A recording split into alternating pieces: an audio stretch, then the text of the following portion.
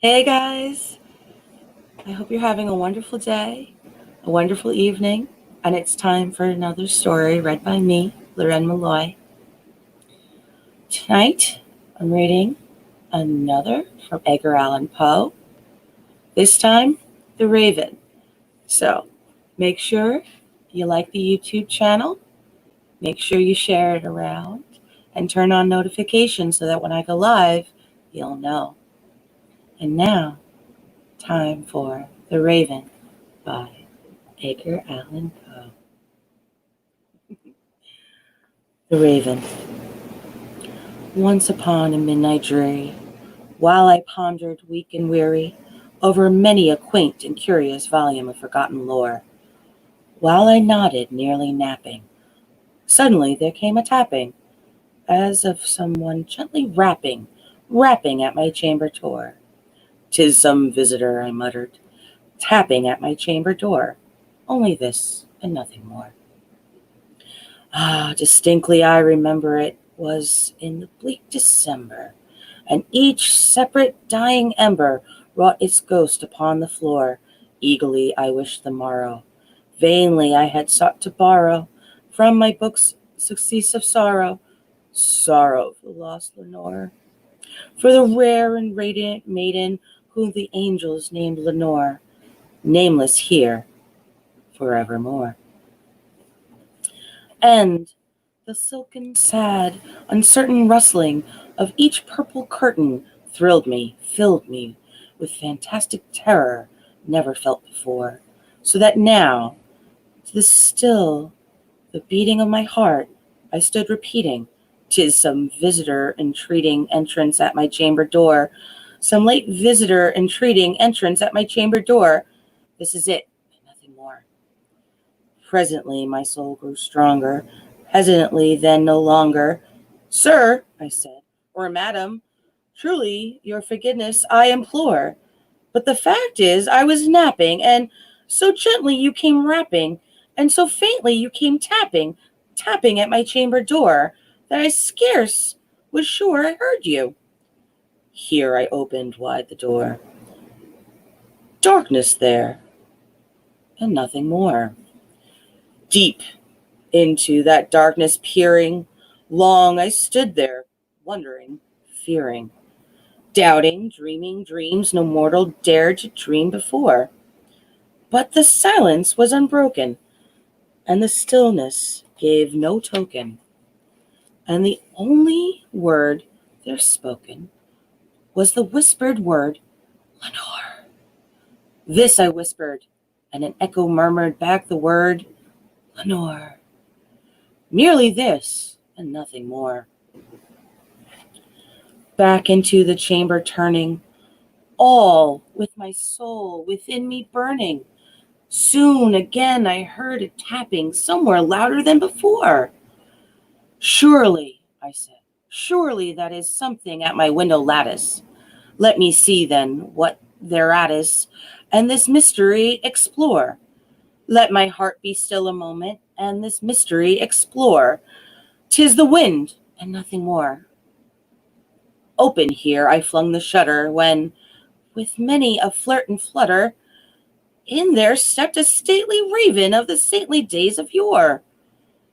Not the least absence made he, not a minute stopped nor stayed he, but, with mien of lord or lady, perched above my chamber door, perched upon a bust of Pallas just above my chamber door, perched and sat, and nothing more. Then this ebony bird beguiling my sad fancy into smiling, by the grave and stern decorum of the countenance it wore. "Though thy crest be shorn and shaven, thou," I said, "art surely no craven, ghastly grim and ancient raven, wandering from the nightly shore. Tell me what thy lordly name is on the night's plutonium shore." Quoth the raven, "Nevermore." Much I marveled this ungainly fowl to hear discourse so plainly, though its answer little meaning, little reverence bore. For we cannot help agreeing that no living human being ever yet was blessed with seeing bird above his chamber door. Bird or beast upon the sculptured bust above his chamber door, with such a name as Nevermore. But the raven, sitting lonely on that placid bust, spoke only that one word, as if his soul in that one word he did outpour. Nothing farther than he uttered, not a feather than he fluttered, till I scarcely more than muttered, other friends have flown before. On the morrow he will leave me as my hopes have flown before. Then the bird said, Nevermore. Startled at this stillness broken by a reply so aptly spoken, doubtless, I said, what is utters it only stock and store, caught from some unhappy master whom unmercifully disaster followed fast and followed faster until his song one burden bore, till the dirges of his hope that melancholy burden bore, of nevermore.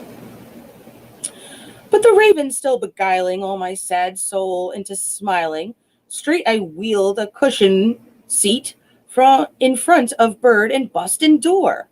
Then upon the velvet sinking, I betook myself to linking fancy unto fancy, thinking what this ominous bird of yore, what this grim, ungainly, ghastly, gaunt, and ominous bird of yore meant in croaking, Nevermore.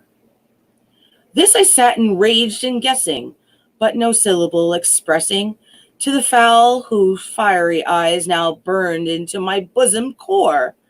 This and more I sat divining, with my head at ease inclining, on the cushion's velvet lining, that the lamplight gloated o'er, but whose velvet violet lining, with the lamplight glowing o'er, she shall press, nevermore.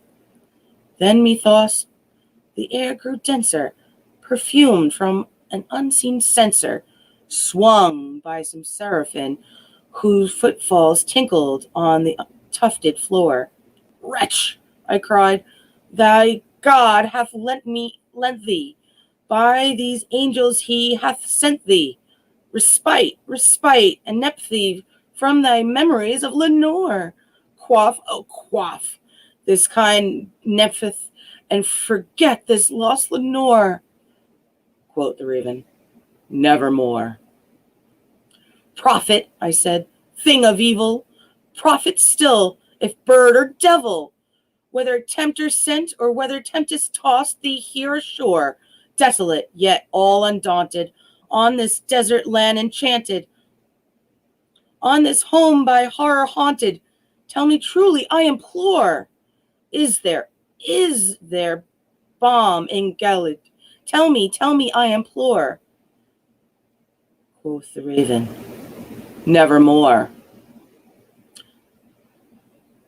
Prophet, I said, thing of evil, prophet still, if bird or devil, by that heaven that bent above us, by that God we both adore, tell this soul with sorrow laden, if within the distant Aden it shall clasp a Satan maiden, whom the angels name Lenore, clasp a rare and radiant maiden, who the angels name Lenore. Quoth the raven, Nevermore. Be that word our sign of parting, bird or fiend, I shrieked, upstarting. Get thee back into the tempest and the night's plutonium shore. Leave no black plume as a toke of that lie thy soul has spoken. Leave my loneliness unbroken.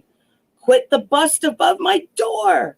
Take thy beak from out my heart, and take thy form from off my door. Quoth the raven, Nevermore.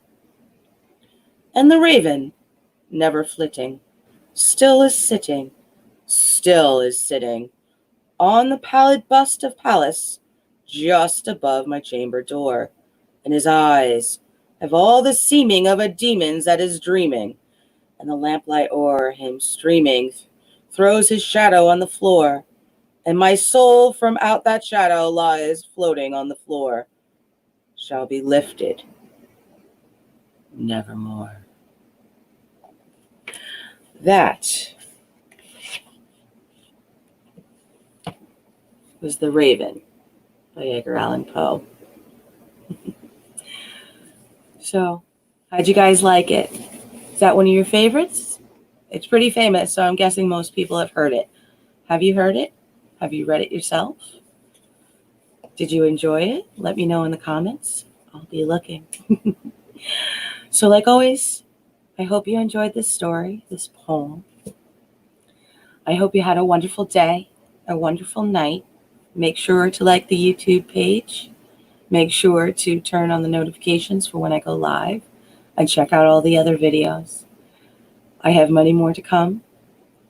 And as always, happy horrors.